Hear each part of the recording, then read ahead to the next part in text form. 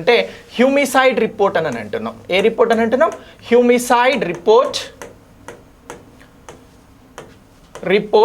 2023 అని అంటున్నాం. So హ్యూమిసైడ్ report 2023 అనేది ఎగ్జామినేషన్ పాయింట్ ఆఫ్ వ్యూలో చాలా ఇంపార్టెంట్. ఇండెక్సెస్ రిపోర్ట్స్ మీద పక్కాగా 1 or 2 క్వశ్చన్స్ ఉంటాయి.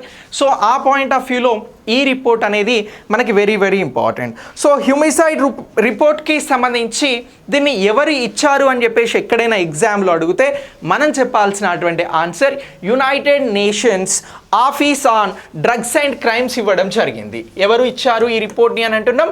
United nations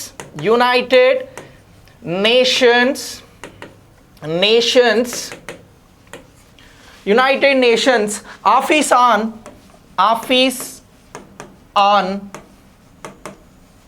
drugs and crime అని అంటున్నాం రా. డ్రగ్స్ అండ్ క్రైమ్ ఇవ్వడం జరిగింది. ఓకే, సో దీన్ని గుర్తుంచుకోండి. దీని పాయింట్ ఆఫ్ వ్యూలో క్వశ్చన్ వస్తుంది. హ్యూమిసైడ్ రిపోర్ట్ 2023ని ఇచ్చింది United nation office on drugs and crime అని అంటున్నాం. అలాగే క్వశ్చన్ ఇలా కూడా తిప్పి అడుగుతారు. United nations office and drugs and crime ఇటీవల ఇచ్చిన రిపోర్ట్ ఏంటి అని అంటే హ్యూమిసైడ్ రిపోర్ట్ 2023 అని చెప్పేసి గుర్తించాల్సి ఉంటుంది. సో ఈ హ్యూమిసైడ్ రిపోర్ట్ దేనిని గురించి చెప్తా ఉంది అని అంటే ఈ రిపోర్ట్ అనేది హత్యల గురించి చెప్తా ఉందిరా. సో ఏవైతే చట్ట వ్యతిరేకంగా జరిగేటువంటి హత్యలు ఉంటాయో వాటిని గురించి చెప్తా ఉంది, ఉగ్రవాదం గురించి చెప్తా ఉంది, సాయుధ పోరాటానికి సంబంధించినటువంటి అంశాలను గురించి చెప్తా ఉంది. సింపుల్గా చెప్పాలి అని అంటే ఇది హత్యలను గురించి చెప్తున్నటువంటిది.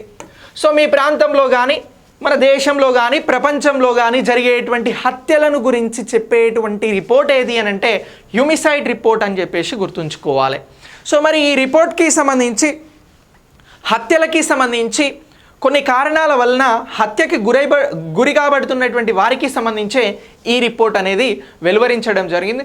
ముఖ్యంగా సామాజికవేత్తలు, జర్నలిస్టులకి సంబంధించినటువంటి అంశాలను గురించి ఇది ప్రస్తావించింది.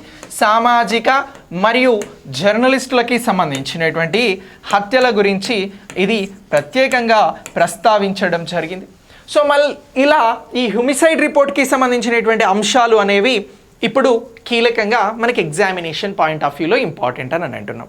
ఇక నెక్స్ట్ ఈ రిపోర్ట్లో 2019 నుంచి 2021 మధ్యన జరిగినటువంటి హత్యలను గురించి చెప్తా ఉందిరా. ఎప్పటి నుంచి అని అంటున్నాం? 2019 నుంచి 2021 మధ్యన జరిగినటువంటి హత్యలను గురించి ఈ హ్యూమిసైడ్ రిపోర్ట్ అనేది చెప్పడం జరుగుతూ ఉంది. ఈ హత్యలకి సంబంధించి ఈ మధ్యకాలంలో 4,40,000 హత్యలు అనేవి జరిగాయి అని కూడా ఈ రిపోర్ట్లో వెలువరించడం జరిగింది. ఎన్ని అని అంటున్నాం? 4,40,000 హత్యలు వివిధ కారణాలతో జరిగాయి అని చెప్పేసి ఈ రిపోర్ట్లో వెలువరించడం జరిగింది. మరి ఎక్కువగా హత్యలు జరుగుతున్నటువంటి దేశంగా మనకి ఏది కనబడుతూ ఉంది అని అంటే సో అమెరికా కనబడుతూ ఉందిరా. అమెరికాలో 50% హత్యలతో జనాలు మరణించడం జరుగుతూ ఉంది అని కూడా ఈ రిపోర్ట్ అనేది ప్రత్యేకంగా చెప్పడం జరిగింది. ఈ అమెరికాకి సంబంధించి దీని తర్వాత ప్రపంచవ్యాప్తంగా ఇక్కడ ఎక్కువగా హత్యలు జరుగుతూ ఉన్నాయి అని అంటే ఆఫ్రికా ఖండంలో జరుగుతూ ఉన్నాయి అని చెప్పిండ్రా. ఆఫ్రికా ఖండంలో 12.7% మేర ఈ హత్యలకి సంబంధించినటువంటి రేట్ అనేది కనబడుతూ ఉంది. ఆ తర్వాత ఆసియా, యూరప్ లాంటి ఖండాలలో ఈ హత్యలు అనేవి కేవలం 5.8%గా ఉన్నాయి అని చెప్పింది. ఎక్కడ అని అంటున్నాం? ఆసియా అలాగే యూరప్ దేశాలలో ఈ హత్యలు అనేవి ఎంత అని అంటే 5.8%గా రికార్డ్ చేయబడినాయి అనేది ఈ హ్యూమిసైడ్ రిపోర్ట్ 2023 చెప్పడం జరుగుతూ ఉంది.